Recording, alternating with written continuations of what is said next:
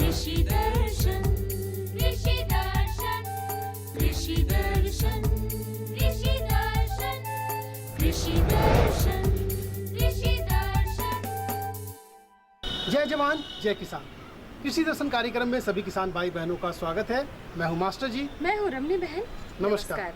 तो किसान भाई बहनों, कार्यक्रम की शुरुआत हो चुकी है, तो आइए देखते हैं कृषि समाचार। नमस्कार, कृषि समाचार में आपका स्वागत है। मैं हूं पूजा। आइए देखते हैं आज कृषि समाचार में क्या है खास। राज्य में शुरू की जाएगी कम्युनिटी नर्सरी योजना। रामकिशन मिशन आश्रम के दिव्यायन में प्रशिक्षण कार्यक्रम का आयोजन। सब्जी सोयाबीन के बेहतर उत्पादन के लिए लगाएं स्वर्ण वसुंधरा। अब समाचार विस्तार से। झारखंड कृषि विभाग की ओर से कम्युनिटी नर्सरी योजना शुरू करने का निर्णय लिया गया है। इस योजना के अंतर्गत राज्य के हरेक जिले में 24 से 25 हेक्टेयर जमीन में सामुदायिक पौधशाला की स्थापना की जाएगी, जहां तैयार किए गए बीजड़े किसानों के लिए उपलब्ध होंगे। इसमें 43 लाख रुपए का बजट रखा गया है, जिसमें केंद्र और राज्य सरकार का अंशदान 50-50% होगा। ये भी एक नई योजना है जिसको कि इस बार हम लोगों ने स्वीकृत कराया है राष्ट्रीय कृषि विकास योजना से। और इसके पीछे सोच ये है कि जो ये बात होती है कि बारिश कम होगी या बारिश देर से होगी या बीच बीच में भी बारिश रुक जाती है, जिससे किसानों का बिचड़ा जो है वो लगाते हैं तो वो बिचड़ा या तो ख़राब हो जाता है या उसका उम्र ज़्यादा हो जाता है। और अधिक उम्र के बिचड़े लगाए जाने से धान की पैदावार कम होती है, तो और कभी कभी बिचड़ा नुकसान भी हो जाता है। और जब बिचड़ा नुकसान हो जाता है तो बिचड़े की कमी के चलते किसान धान की रोपनी नहीं कर पाते हैं, यदि वर्षा हो भी जाती है तो इसके लिए दो उपाय हम लोग बताते हैं कि एक तो बिचड़े, यदि बारिश में गड़बड़ी आप किसान देख रहे हैं तो बिचड़े नहीं उगा करके धान की सीधी बुआई पे जाएं और खरपतवार जो नाशक है उसका प्रयोग करें। और दूसरी है क्या कि हम लोग कम्युनिटी बेसिस पे, सामुदायिक बेसिस पे नर्सरी किसान उसको लगाएं। बीते दिनों रांची में मोरहाबादी स्थित दिव्यायन कृषि विज्ञान केंद्र में रामकृष्ण मिशन आश्रम द्वारा 45 दिवसीय समेकित कृषि विषय पर आदिवासी युवकों के लिए मुफ्त आवासीय प्रशिक्षण कार्यक्रम की शुरुआत की गई। इसमें जिले के विभिन्न प्रखंडों से आए किसानों को उन्नत खेती के गुर बताए जा रहे हैं। 1.5 माह के लिए जो आवासीय प्रशिक्षण दी जाती है, यहाँ पे ये दो चीज़ मतलब कारीगरी शिक्षा और साथ साथ नैतिक शिक्षा दी जाती है। तो हमारा उद्देश्य ये है कि आदिवासी युवा ये प्रशिक्षण लेगा, 1.5 माह के लिए लेगा। लेने के बाद उनका जो अच्छा लगेगा, किसी का हो सकता है पशुपालन अच्छा लगता है, किसी का हो सकता है मत्स्य पालन अच्छा लगता है, किसी का हो सकता है मधुमक्खी पालन अच्छा लगता है, किसी का वेल्डिंग, कारपेंट्री, जिसका जो अच्छा लगे उसका विशेष प्रशिक्षण में वो लोग 1.5 माह से शुरू करके 1 साल तक का प्रशिक्षण ले सकता है। राज्य के जो किसान सब्जी फसलों की खेती के लिए नर्सरी में बीजड़ा तैयार करना चाहते हैं, वो इसके लिए प्रो ट्रे में बीजड़ा का इस्तेमाल करें। खेत में बीजड़ा तैयार करने की तुलना में प्रो ट्रे में बीजड़ा तैयार करना कैसे ज्यादा फायदेमंद है, आइए जानते हैं कृषि विशेषज्ञ से। तो आप अगर हम बात करें बीज का, तो अगर प्रो ट्रे में करते हैं तो कम बीज में जो है हम ज़्यादा रोपाई कर सकते हैं, तो बीज का बचत होगा। तो बीज का बचत है, रोग मिट्टी से पैदा होने वाला रोग नहीं होगा। और साथ साथ जो है अगर हम रोपाई करते हैं, रोपने के बाद जो है तेज़ बारिश और तेज़ धूप से जो पौधा रोपने के बाद मर जाता है, वह प्रो ट्रे के बिचड़ा में नहीं। किसान भाई सब्जी सोयाबीन की खेती करके अच्छी आमदनी प्राप्त कर सकते हैं। सब्जी सोयाबीन की खेती करने के इच्छुक किसान इसके बेहतर उत्पादन के लिए जिन उन्नत प्रभेदों का चयन करें, उस संबंध में कृषि विशेषज्ञ की सलाह है। किसान भाइयों, जो सब्जी सोयाबीन एक नई फसल है जो जिसका कच्चे हरे दाने को सब्जी के रूप में इस्तेमाल होते हैं, तो उसका खेती झारखंड की इस धरती पर विशेष रूप से खरीफ मौसम में बिना पानी से टाण जमीन पर खेती हो सकता है। तो इसके लिए जो उन्नत किस्म हमारे इस केंद्र से विकसित हुई है वो स्वर्ण वसुंधरा, जिसका उपज क्षमता करीब 14 से 18 टन हरी फली का उपज क्षमता है। और अब एक नजर राज्य के 5 प्रमुख शहरों के मौसम के मिजाज पर।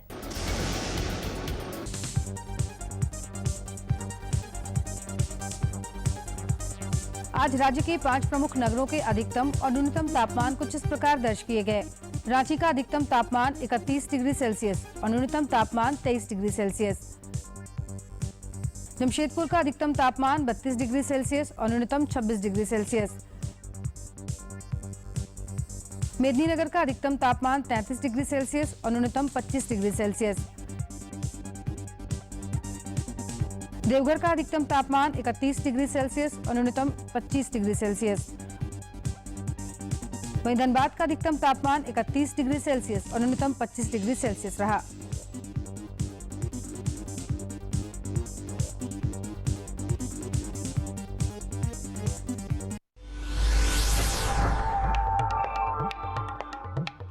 और अब मंडी भाव में आइए नजर डालते हैं अनाजों के भाव पर।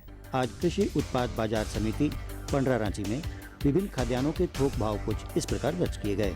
चावल मोटा 1950 रुपए से 2350 रुपए, चावल मध्यम 2450 रुपए से 2650 रुपए, चावल उत्तम 3600 रुपए से 4600 रुपए, गेहूं 1600 रुपए से 1800 रुपए, चना 3200 रुपए से 3400 रुपए, दाल अरहर 6800 रुपए से 7400 रुपए, दाल मसूर 6600 रुपए से 7200 रुपए, दाल चना 3900 रुपए से 4200 रुपए, सरसों तेल 8700 रुपए से 9600 रुपए, चीनी 3100 रुपए से 3300 रुपए, आलू 800 रुपए से लेकर 1300 रुपए और प्याज 1500 रुपए से लेकर 1600 रुपए प्रति क्विंटल रहा। कृषि समाचार में आज इतना ही। अगले दिन अगले अंक में फिर होगी मुलाकात कुछ ताज़ा तरीन खबरों के साथ। तब तक के लिए दीजिए इजाजत। नमस्कार, जोहार। ये लो और बताओ। बस। अरे ये क्या भैया जी, बस इतनी सी रासायनिक खाद? किसानी छोड़ रहे हो क्या? किसानी नहीं, नादानी छोड़ रहे हैं। मिट्टी की जांच कराई है। अब तो लालाजी जितनी जरूरत है उतने ही उर्वरक खेत में डालेंगे। हाँ, किसान भाई आज ही अपने जिले की नजदीकी भूमि परीक्षण प्रयोगशाला में मिट्टी की जांच जरूर करवाएं और मिट्टी में पोषक तत्व, नमी व पौधे के विकास को देखते हुए केवल जरूरत के अनुसार ही पोषक तत्व डालें। और हाँ, मिट्टी में गंधक, जस्ता, बोरोन जैसे सूक्ष्म पोषक तत्वों का पता लगाना भी न भूलें।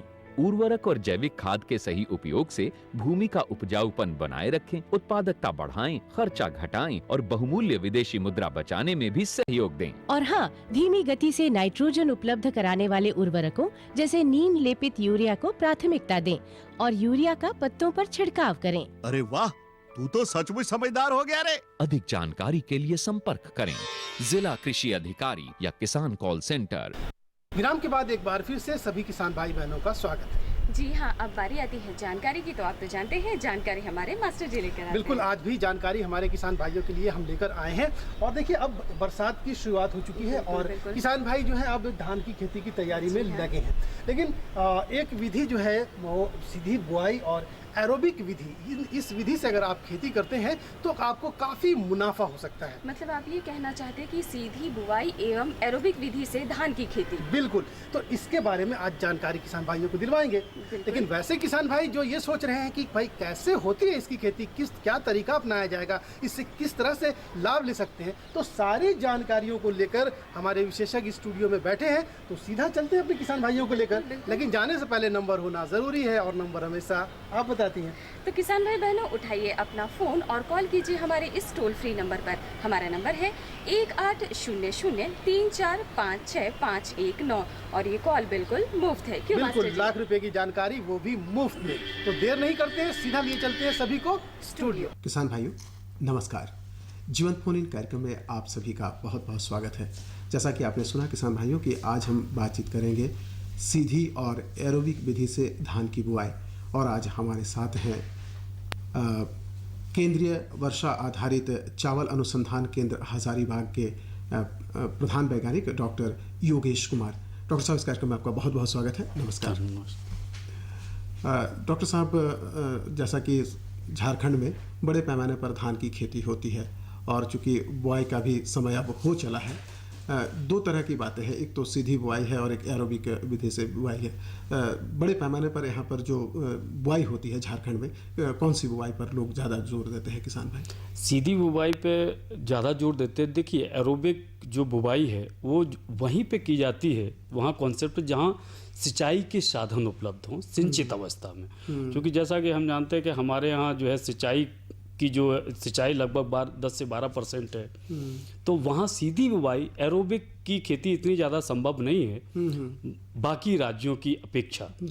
तो सीधी बुवाई का चलन जो है प्रदेश में बहुत अच्छा है और इससे करने से कई फायदे हैं। तो मोटे तौर पर झारखंड में जो किसान भाई हैं वो सीधी बुआई करते हैं। निश्चित रूप से जब सीधी बुआई की बात चली है तो ये जानना चाहेंगे, जो सीधी बुआई करते हैं वो क्या करें इस वक्त, क्या तैयारियां करें? इस समय जो है सीधी बुआई का समय है, क्योंकि काफ़ी कुछ हम लोग लेट हो गए हैं, फिर भी अभी लगभग जो है 10 जुलाई तक किसान भाई जो है सीधी बुआई को कर सकते हैं। इसके करने के लिए सबसे पहले किसान भाई जो है जिन्होंने पहले खेत को जोत रखा है, एक बार गहरी जुताई किया है मिट्टी पलटने वाले हल से और 2 बार कल्टीवेटर से, तो अभी उनके लिए उपयुक्त समय है 10 तारीख तक वो सीधी बुवाई कर दें। क्या करना है इसके करने के लिए? सबसे पहले तो उसमें जो है जैसे ही उसको अभी कुछ खेत गीला होगा तो जहाँ अगर बुवाई की संभावना है, हल्का सूखा है खेत, तो वहाँ हल्के पीछे जो है बीज को बो दें। सीधी बुवाई के लिए सबसे अच्छा है कि छिटकमा, किसान यहाँ कॉन्सेप्ट है छिटकमा बोता है। तो छिटकमा बोने से इतनी अच्छी उपज नहीं आती और छिटकमा बोने के कई नुकसान भी हैं, क्योंकि यहाँ मशीनें कम उपलब्ध हैं। वैसे काफ़ी इस समय तो राज्य सरकार ने बहुत सारे जो है प्रोग्राम चलाए हुए हैं कि मशीनें जो है वितरित कर रहे हैं, बहुत सारे हैं, जैसे जीरो टिलेज मशीन है उसके द्वारा बुवाई कर सकते हैं, या हल्के पीछे कुंड में बुवाई कर सकते हैं। तो इस विधि से छिटकमा के नुकसान ये है कि छिटकमा जब बोता है तो बीज की मात्रा ज़्यादा लगती है। दूसरा जो उसको जब कर्षण क्रियाएं करता है तो उस समय कर्षण क्रियाएं करने के समय उसको परेशानी होती है। तो ये कॉन्सेप्ट है। और सीधी बुवाई का सबसे अच्छा तरीका वो है कि इसको बोने से दूसरी फसल किसान आसानी से ले सकता है। बिल्कुल। तो इसमें दूसरी फसल है तो निश्चित रूप से जो किस्में होती हैं उसके चुनाव में काफ़ी महत्वपूर्ण भूमिका किसानों की होती है। किस्में कितनी महत्वपूर्ण होती है? बिल्कुल आपने सही कहा। सीधी बुवाई के लिए जैसे हमारा जो कॉन्सेप्ट होता है धान में, कि जैसे झारखंड की हम स्पेशली अगर बात करेंगे तो जैसे 90 से 100 दिन की ड्यूरेशन की किस्में, या 85 से 100 दिन के बीच की किस्में, फिर 100 से 115 दिन के बीच की किस्में, उसके बाद 115 से लेके 130 दिन की किस्में, और उससे अधिक जो 145 से 155 दिन तक पककर तैयार होती। जैसे कि उदाहरण के तौर पे अगर हम कहें स्वर्णा है, सांबा मसूरी है, कुछ जैसे हाइब्रिड हैं, PHB 71 है, PA 6444 है, तो ये काफ़ी दिन में अधिक पककर तैयार होते हैं। सीधी बुवाई के लिए क्या करते हैं, जो किस्में 85 से लेके 110 और 115 दिन में पककर तैयार होती हैं उन किस्मों का उपयोग करते हैं। जैसे हमारे संस्थान के द्वारा जो है बहुत सारी किस्में विकसित की गई हैं। जैसे अंजलि है, ये 90 दिन में पक जाती है, इसका उपयोग किसान भाई कर सकते हैं। वंदना है, इसका उपयोग कर सकते हैं। एक किस्म है वीरेंद्र, इसका उपयोग कर सकते हैं। एक किस्म सदाबहार, इसका उपयोग कर सकते हैं। ये जो किस्में हैं टाण में टाण 2 और दौन 3 में लगा सकते हैं। दूसरी एक किस्म है जो 2008 में हम लोगों ने विकसित की थी, जिसको कहते हैं CR धान 40, उसका उपयोग कर सकते हैं।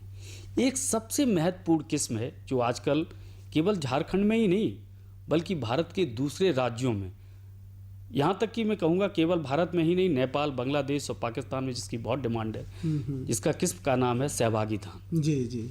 सहभागी धान की विशेषता ये है कि इसको तो सीधी बुवाई से भी हम कर सकते हैं और खेत में रोपा के द्वारा भी इसका उपयोग कर सकते हैं। ये किस्म जो है 110 से 115 दिन में पककर तैयार होती है। पकना इसलिए ज़्यादा महत्वपूर्ण होता है क्योंकि आमतौर पर यहाँ तो किसान एक फसल लेते हैं, धान की फसल लेते हैं, तो जल्दी पकने पर 2 फसल ले सकते हैं। बिल्कुल आपने सही कहा। यहाँ लगभग 12 से 13 लाख हेक्टेयर जो क्षेत्रफल है वहाँ किसान धान के बाद कुछ भी नहीं लेता है, वो खाली छोड़ देता है। तो उस अवस्था में बहुत सारी जैसे दलहनी फसलें हैं, जैसे चना है, मटर है, मसूर है, कहीं कहीं किसान जो है खिसारी को भी लेता है, इनका उपयोग कर सकते हैं दलहनी में। तेल वाली जैसे किस्में है, सरसों है, तीसी है, इनका उपयोग कर लेता है। जो अधिक दिन वाली किस्में होती हैं, जैसे रूपा करके किसान जो है धान लगाता है दोन 1 और दोन 2 जमीन में, तो वो पकते पकते काफ़ी उनमें समय बीत जाता है। वो ऐसी दशा होती है कि रबी फसल लेने में किसान असमर्थ हो जाता है।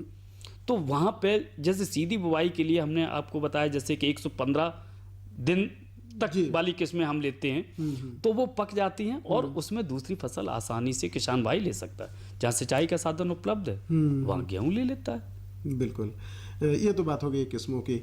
बीजोपचार कितना महत्वपूर्ण है इसके लिए? देखिए, बीजोपचार भी बहुत महत्वपूर्ण है। जब भी किसान भाई जैसे सीधी बुवाई अगर किसान भाई करना चाहता तो सबसे पहले बीजोपचार करे। बीजोपचार के लिए कार्बनडाजिम दवा होती है जिसको बावस्टीन भी कहते हैं, उससे 2 ग्राम दवा प्रति किलोग्राम बीज के हिसाब से जो है उसको पानी में लगभग 1 से 1.5 लीटर पानी में घोल के बीजोपचार किया जा सकता है। अन्यथा दवा उपलब्ध नहीं है, वैसी परिस्थिति में नमक का घोल बनाकर भी बीज को जो है किसान भाई उपचार कर सकते हैं। वहाँ पे जो है लगभग 5 लीटर आधा किलो नमक 5 लीटर पानी में डाल के घोल बना के उसमें बीज डाल दे और बीज को ढंग से निकाल के फिर साफ पानी में धो के उसको 24 से लगभग 36 या 48 घंटे तक छाया में सुखाए, उसके बाद उसकी बिजाई करे।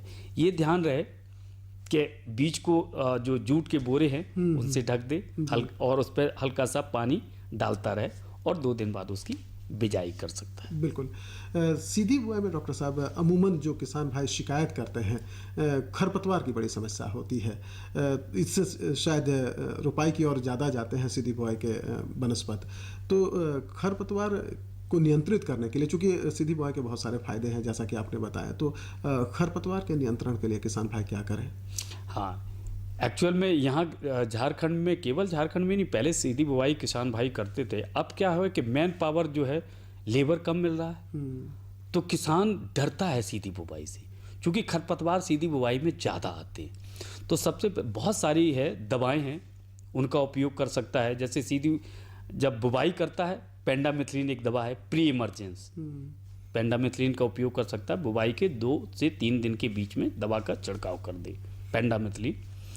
दूसरी पोस्ट इमरजेंस बहुत इफेक्टिव है, एक दवा है बिस्पायरविक सोडियम या जिसको कहते हैं नॉमिनी गोल्ड। ये 250 ml दवा प्रति हेक्टेयर के लिए पर्याप्त होती है। इसको अगर बुवाई के 15 से 20 दिन के बीच में किसान भाई डालता है तो खरपतवार से काफ़ी हद तक उस जो है वो निजात पा सकता है। तो बहुत सारी चीज़ें आ गई हैं। और दूसरा, अगर धान के साथ साथ किसान उड़द, मूंग, लोबिया बोता है और उसको 25 से 30 दिन के बाद एक 2,4-D दवा है उसको उसी में मल्च कर देता है, तो खरपतवार भी कम लगते हैं और ज़मीन की जो है उर्वरा शक्ति भी रहती है। खरपतवार भी, जिसको कहते हैं मल्चिंग, उसका भी उपयोग कर सकता है किसान भाई। बिल्कुल। सीधी बुआई के लिए एक और बड़ी बात आती है, बहुत सारे किसान भाई ऐसे हैं जो सीधी बुआई के लिए यंत्र का उपयोग करते हैं। यंत्रों की क्या भूमिका होती है, जो उपकरण होते हैं उनकी क्या भूमिका होती है सीधी बुआई के लिए? सीधी बुआई के लिए वैसे तो ये हमारे यहाँ तो जो किसान है वो छिटकमा बोता है। छिटकमा बोने के कई नुकसान हैं, फ़ायदा ज़्यादा नहीं होता है। यंत्र बहुत सारे हैं, 0 टिलेज मशीन है, आई है सीड्रिल। अभी तो राज्य सरकार ये जो है जिला स्तर और ब्लॉक और पंचायत स्तर पर भी इसको जो है काफ़ी हद तक उपलब्ध करा रही है और ये तो बहुत अच्छा योगदान है राज्य सरकार का भी। तो उस यंत्र से वो केवल धान के लिए नहीं, उस यंत्र अगर 0 टिलेज मशीन जो सीड्रिल मशीन है, धान के अलावा जो चना है, मटर है, मसूर है, इवन सरसों तक की आप सीड्रिल से किसान भाई बुवाई कर सकते हैं। गेहूं है सभी की। तो बीज की बचत भी इसमें है? बीज की पूरी बचत, जैसे छटकमा बोता है तब बीज उसको चाहिए लगभग 75 से 80 किलो प्रति हेक्टेयर, और जब मशीन से बोएगा तो 60 किलो बीज पर्याप्त होता है। अगर मशीन से लगाएगा तो एक तो बीज की बचत होती है, दूसरा एक फायदा है कि जब मशीन से बोता है तो बीज पर्याप्त नमी में जाता है कूड़ में। जब छिटकमा बोता है तो उसके नुकसान देखिए कि कुछ बीज तो ऊपर रहता है, जो ऊपर रहता है वो तो चिड़िया खा जाती है, कुछ जमीन में नीचे जाता है उसका अंकुरण हो जाता है, वो बच जाता है। तो वो इसलिए बहुत कम जो है जर्मिनेशन परसेंटेज भी कम रहता है, ऊपर रहेगा तो आधा तो चिड़िया खा जाएगी।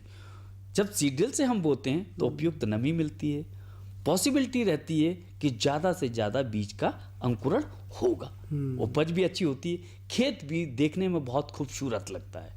कर्षण क्रियाएं भी करता है किसान भाई, जैसे निकोनी करता है, हैंड बीडिंग या मान लो कोनो बीडर चलाता है तो वो भी चला सकता है जी आराम से, चूंकि स्पेस रहता है उससे कर सकता है। चूँकि श्रम शक्ति भी बहुत अब घट रही है, इसलिए मशीनों पर ज़्यादा कुछ बचत भी है, श्रम की भी बचत है। बिल्कुल बिल्कुल बिल्कुल। जैसे कोनो बीडर वगैरह लगाते हैं, कोनो बीडर जैसे अब जैसे जैसे रूपा वाले उसमें तो कोनो बीडर जैसे श्री विधि का कॉन्सेप्ट चल रहा है SRI का, वहाँ कोनो बीडर हम लोग रिकमेंड करते हैं। रोपा वाले में जैसे लाइन से लगाते, कोनो बीडर के लिए कि इतनी जगह 2 लाइन के बीच में होनी चाहिए जो कोनो बीडर आसानी से चल जाए। जैसे चलने का तरीका भी एक बार इधर से और एक बार इधर से। जैसे अब हम आपसे बात करते हैं जैसे श्री विधि है तो उसमें हम कहते हैं कि 25x25, मतलब लाइन से लाइन की दूरी 25 सेंटीमीटर और पौधे से पौधे की दूरी 25 सेंटीमीटर होनी चाहिए। तो इतनी जगह होती है कि कोनो बीडर आसानी से चल जाता है। जैसे जब मशीन से हम करते हैं तो 2 कूड़ के बीच की दूरी भी पर्याप्त होती है कि कर्षण क्रियाएं भी आसानी से किसान भाई उसमें कर सकता है, इसलिए कॉन्सेप्ट है। बिल्कुल। ये सिंचाई की भी बहुत महत्वपूर्ण भूमिका होती है जब हम खेती करते हैं, तो सीधी बुआई के दौरान कुछ सिंचाई के लिए किसान भाइयों को आप सलाह देना चाहेंगे? देखिए, आप जैसे हम जानते हैं कि हमारे जो धान की फसल है, विशेष तौर पर झारखंड की अगर हम बात करते हैं तो यहाँ तो वर्षा पे आधारित धान है। यहाँ सिंचाई जनरली सिंचाई नहीं की जाती है। जैसे एरोबिक की आपने बात किया था या श्री विधि का कॉन्सेप्ट है, श्री विधि वही अवस्था में उपयुक्त होती है और अच्छी उपज देती है अगर श्री विधि से धान लगाता है वहां पर जहां पर सिंचाई की सुविधा है, बिल्कुल दे सकता, क्योंकि श्री विधि और एरोबिक विधि में दोनों में पानी निकाला भी जाता है और पानी ऊपर से डाला भी जाता है। बिल्कुल ये कंडीशन होनी चाहिए, तो वहाँ उपज जो है काफ़ी उपज की क्षमता भी बढ़ती है और अच्छी उपज किसान ले सकता है। बिल्कुल। और जो रोग कीट वगैरह होता है वो भी काफ़ी बहुत बड़े पैमाने पर नियंत्रण करने की भी क्षमता ये रहती है, क्योंकि किस्मों के चुनाव में भी हम काफ़ी ये रखते हैं। बिल्कुल। जो अभी हमने किस्मों का जो नाम लिया है, ये सारी किस्में कुछ तो रोग रोधी हैं और कुछ अल्प रोग रोधी, मतलब इन किस्मों में जो दूसरी किस्मों की अपेक्षा कम रोग लगता है। रोग जो बहुत सारे रोग ऐसे कि लगता है पर कम लगता है उनकी अपेक्षा, और कुछ रोग रोधी किस्में हैं। और सीधी बुआई की एक बात और डॉक्टर साहब, उत्पादन में भी बढ़ोतरी होती है, क्योंकि जैसा कि आपने कहा कि कुछ तो चिड़िया खा जाते हैं और कुछ लगाने के क्रम में, तो सीधी बुआई जो किसान भाई करते हैं उत्पादन में भी कुछ असर पड़ता है इसका? ऐसा है कि सीधी बुवाई जब हम करेंगे उसका दो तरीके से फायदे हैं। सीधी बुवाई जब हम करते तो कुछ जो जल्दी पकने वाली या मध्यम दिनों में पकने वाली किस्मों का हम चुनाव करते हैं तो वहाँ दूसरी फसल हम ले सकते हैं। जहाँ तक आपने बात किया है कि उपज, तो बेशक जो रोपा के द्वारा किसान भाई धान लगाता है उनकी उपज ज़्यादा आती है सीधी बुवाई की अपेक्षा। इसमें ये थोड़ा पर एक वहाँ भी है ना कि आप एक साल में 2 फसल ले रहे हैं, तो थोड़ा ये है कि सीधी बुवाई में रोपा की अपेक्षा पर ऐसी किस्में आ गई हैं, जैसे हमने किस्म का नाम लिया सहभागी धान जी। आप रोपा लगा दीजिए और सहभागी धान को सीधी बुवाई में आप लगाइए, उपज दोनों की बराबर आएगी। तो किस्में भी महत्वपूर्ण योगदान रखती हैं अपना, कि बहुत सारी ऐसी किस्में हैं कि सीधी बुवाई में रोपा के द्वारा की गई धान की बराबर उपज देती हैं। बिल्कुल। डॉक्टर साहब, ये तो सीधी बुआई की बात हो गई। बहुत सारे किसान भाई जो रुपाई कर रहे हैं वो इस वक्त नर्सरी की भी तैयारी कर रहे हैं, तो जो किसान नर्सरी बना रहे हैं उनके लिए आप क्या सलाह देना चाहेंगे? हाँ, अभी तो जैसे नर्सरी का भी समय है। जो किसान भाई जैसे सीधी बुवाई नहीं कर रहे हैं और जो रोपा के द्वारा धान लगाना चाहते हैं, उनके लिए उपयुक्त समय है जो है नर्सरी सीड बेड तैयार करना। उसके लिए जैसे हम जानते हैं कि कहते हैं ना कि 1 हेक्टेयर के लिए लगभग उसका 10वां भाग नर्सरी जो है उसमें डाली जाती है। तो 10वें भाग में जैसे मान लीजिए 1000 वर्ग मीटर में नर्सरी डाल दें। अगर कट्ठे की बात करें, चूंकि झारखंड में कट्ठा चलता है, कट्ठे की बात करते हैं तो एक कट्ठे के लिए अगर 1 कट्ठे में रोपाई करना चाहता है तो 16 वर्ग मीटर में नर्सरी वो डाले। और उसमें जैसे गोबर की खाद अच्छी तरीके से डाल दे। मतलब अगर 1000 वर्ग मीटर की बात करें तो लगभग 100 केजी के हिसाब से गोबर की खाद, DAP और यूरिया डाले। उसके बाद उसमें 1 मीटर चौड़ी और 4 मीटर लंबी, हम 1 कट्ठे की बात कर रहे हैं, 1 मीटर चौड़ी 4 मीटर लंबी लगभग 4 कतारें बनाए। 1 कट्ठे में अगर रुपाई करनी है, या फिर 1 मीटर चौड़ी और 8 मीटर लंबी 2 कतारें बना सकता है। वो 1 कट्ठे के लिए जो है बिचड़ा उसके लिए पर्याप्त होता है। और उसमें 30 सेंटीमीटर का चैनल भी बनाए जिसमें पानी आने जाने के लिए, वो भी जरूरी है। क्योंकि और उसको जब बनाता है किसान भाई तो क्या करता है कि जमीन से 15 सेंटीमीटर ऊपर रहे, उसका सीड बेड जब तैयार करता है और उसमें जो है बिचड़ा वो जो है बीजा जो है डाले। बीजा मैंने बताया कि पहले उसको बीज को उपचारित कर ले नमक के घोल में और बोरे से ढक दे, 48 घंटे तक छाया में सूखने दे। हल्का अंकुरण सा आ जाता है, उसके बाद उसमें लाइन से उसकी बिजाई कर दे। और 20 से 25 दिन बाद यही दूसरा प्रश्न मेरा ही था। कि ये जो तैयारी तो हो गई, लगा भी दिया, तो फिर कितने दिनों के बाद हम इसको लगा? काफी संक्षिप्त में हम जानना चाहेंगे। 20 से 25 दिन बाद इसके लिए जो सामान जो परंपरागत रुपाई करता है, अगर श्री विधि से करता तो उसका बिचड़ा करने की तैयारी भी अलग है, चूंकि वो बिचड़ा 10 से 12 दिन का बिचड़ा उसमें चाहिए होता है। बिल्कुल बिल्कुल।